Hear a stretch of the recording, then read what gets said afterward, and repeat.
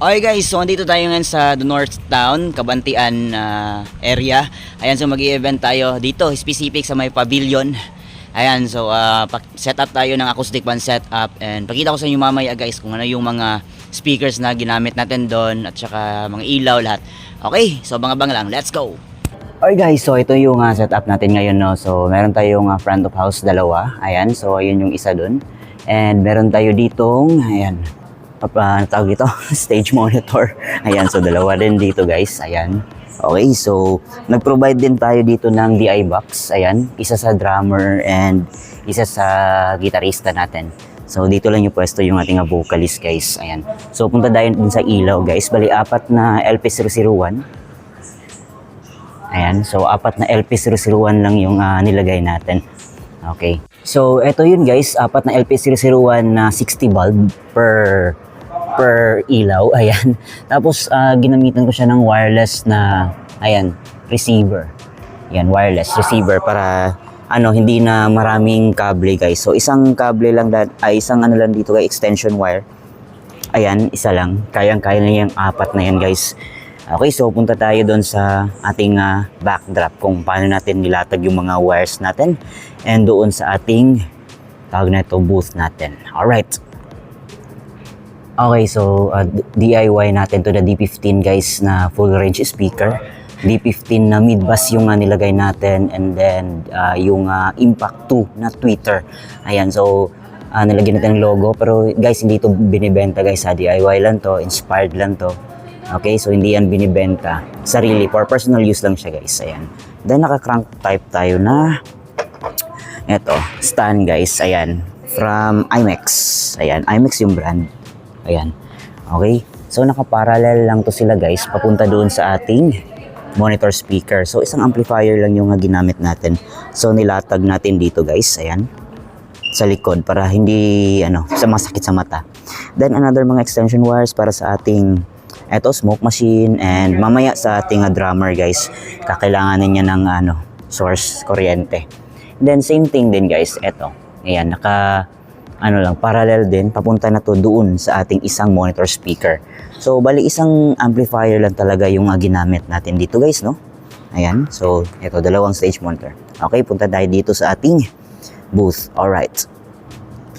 So dito sa booth natin guys, no, yung gamit ko pala is si Joson Hawk 16. Ayan. So sana yung gagamitin ko yung kay Mekman Audio na VX12. Kaso is hiniram ng kapitbahay namin kasi mayroon din silang birthday party doon. And ginamit nila. So mahirap naman kung ito yung ipagamit ko, masyadong malaki. So yung maliit na lang yung VX12. So ito yung nagamit natin ngayon. Si Hawk 16, sobra-sobra. Okay. And then ito guys. Ayan, Mekman Audio yung gamit natin guys, no, na wireless microphone. MCX100 to guys, ayan. Pero pinalitan natin ng capsule na Odas Dacer. Ayan, Odas Dacer M80. Napakalinaw nito guys. Ayan, maganda yung pick up niyan guys. Okay, and then dito tayo sa ating, ayan, meron akong brush guys para linis-linis kahit papano, para presentable. Okay.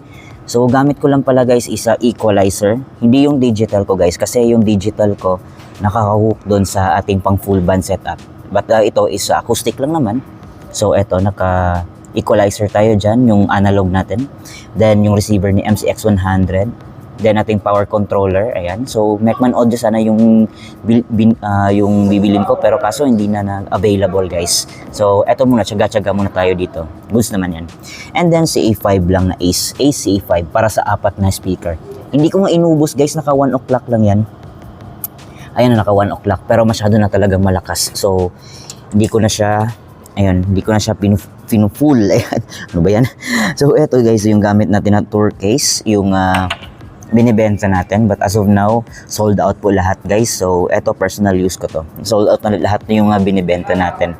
Okay, then laptop and then ilaw. Ayan, controller nating ilaw. Okay, then guys, magdala kayo ng brush always, panglinis-linis para kahit paano, kahit na basic lang yung setup natin, isa presentable pa rin tayo, no? Ayan, alright. Okay guys, so sound check tayo ng walang kung may feedback ba. So ito yun guys. Check, testing, check, hello, sound, check, testing, sound, check, testing, Check low sound.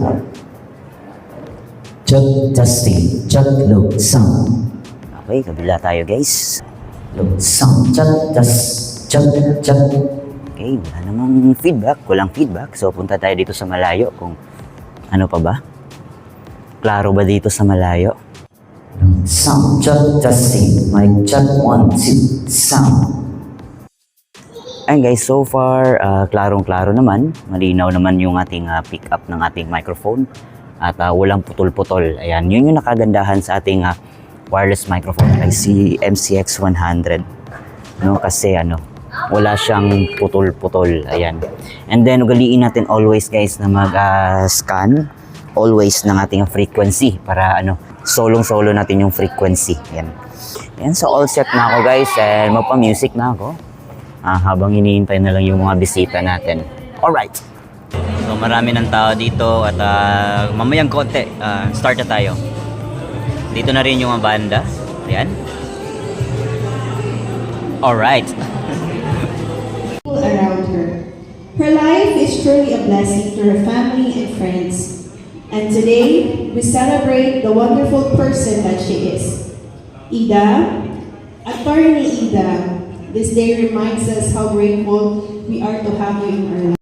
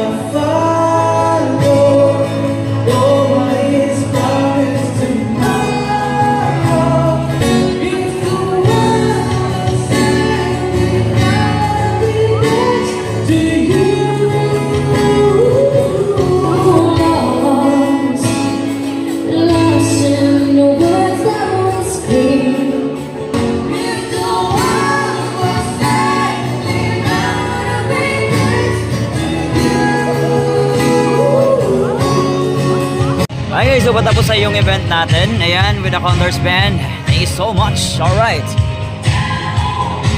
Okay, so tapos na nga tayo yung event. Ayan, tapos na nga. So, eto, pack up na tayo. So far, goods na goods yung ating D15 na DIY at saka itong ating monitor speaker na DIY din.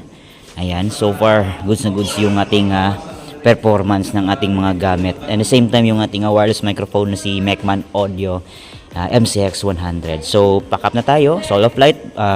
Di bale na mabagal kasi mag-isa lang tayo. Importante is matapos natin. Okay, so till next event mga Call of Duty Lessons Sounds. Alright.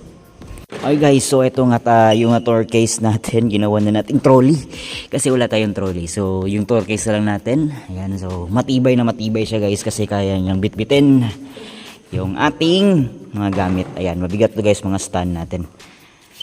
Ayan, pero isang amplifier lang. And smooth pa rin kahit na mabigat siya. O, diba? Alright.